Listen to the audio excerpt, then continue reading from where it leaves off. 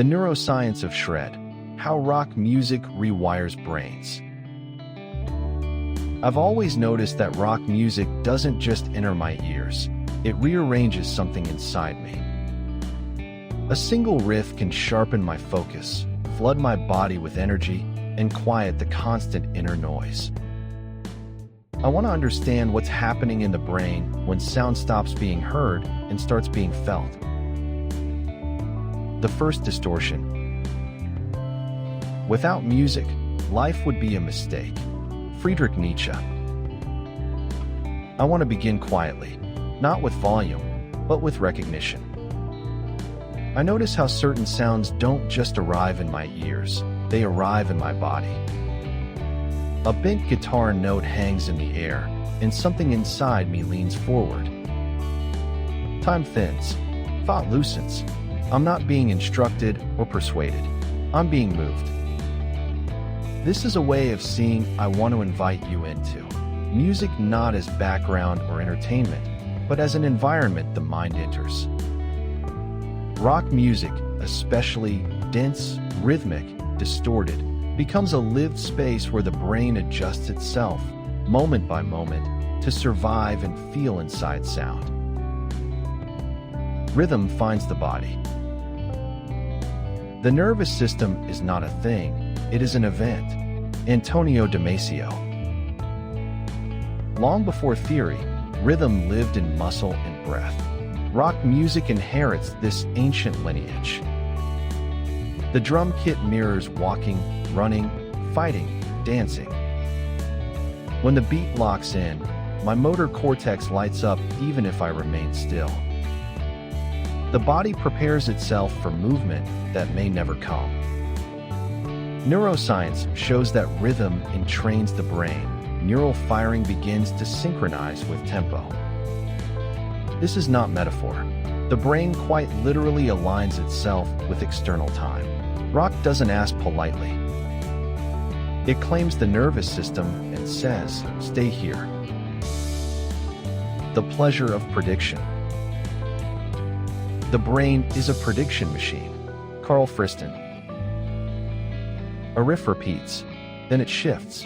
I feel the change before I understand it. Rock music plays a precise game with expectation. Repetition builds a scaffold, and variation sends a thrill through it. Dopamine doesn't spike from pleasure alone. It spikes from surprise within structure.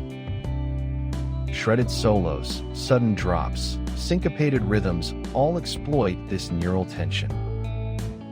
The brain predicts what comes next, fails slightly, then updates itself. Learning and pleasure share the same circuitry.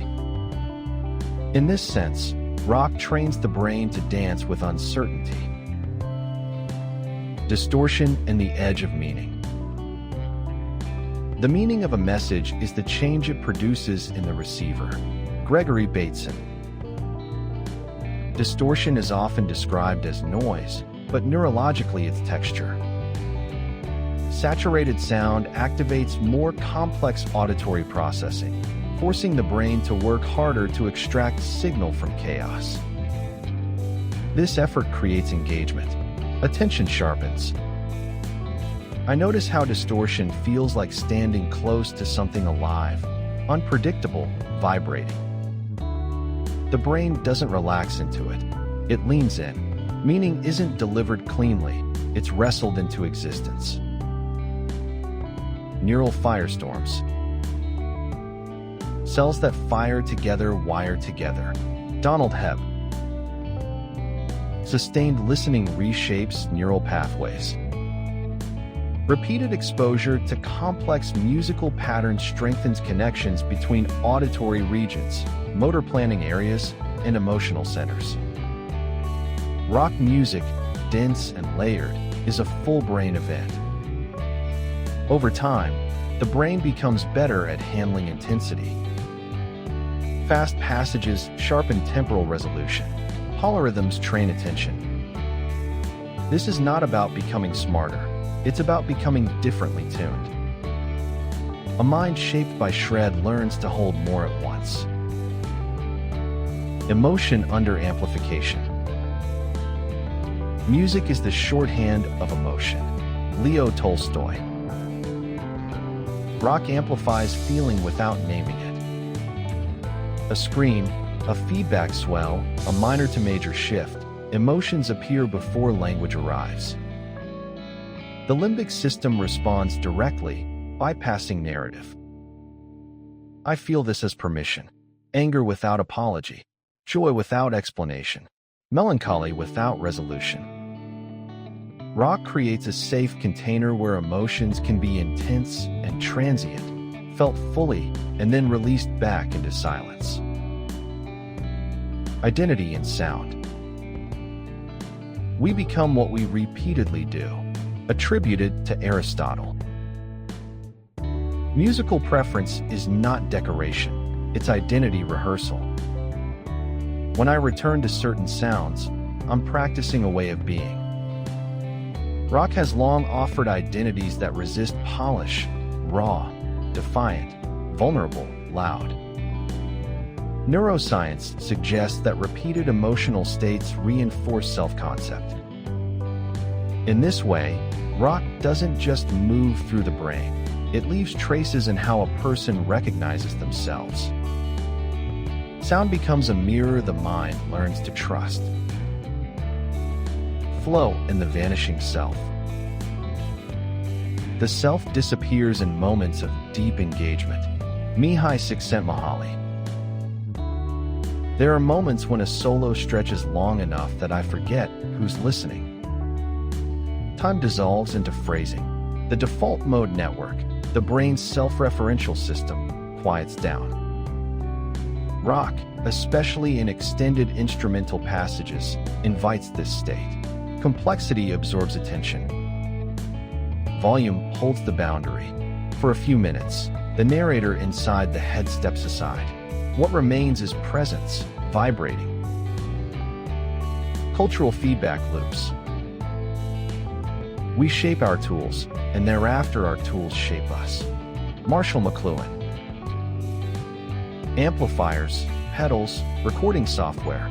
These technologies didn't just change sound. They changed brains. Each innovation introduced new textures the nervous system learned to decode.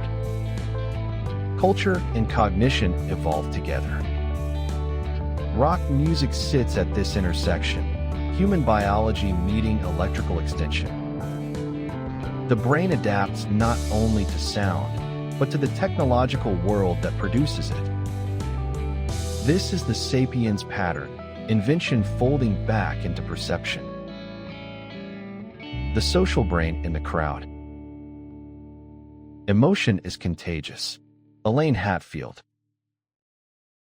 In a live setting, brains synchronize, heart rates align. Collective movement amplifies individual feeling.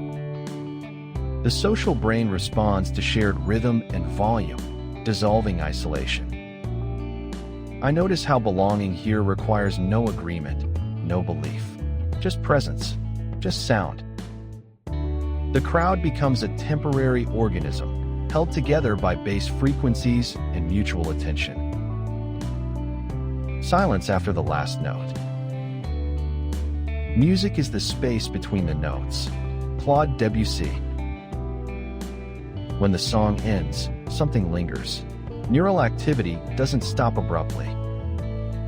Echoes remain in working memory, in emotion, in posture. The brain slowly returns to baseline, changed in small ways. This after silence matters. It's where integration happens. The nervous system absorbs what it just survived, intensity, complexity, release, and folds it into the ongoing story of being human. What sound leaves behind? We listen not only with our ears, but with our history. Oliver Sacks. Rock music doesn't merely entertain me. It trains attention, expands emotional range, and rehearses resilience inside sound.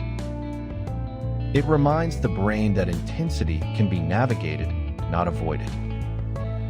In the end, shred is not about volume or speed.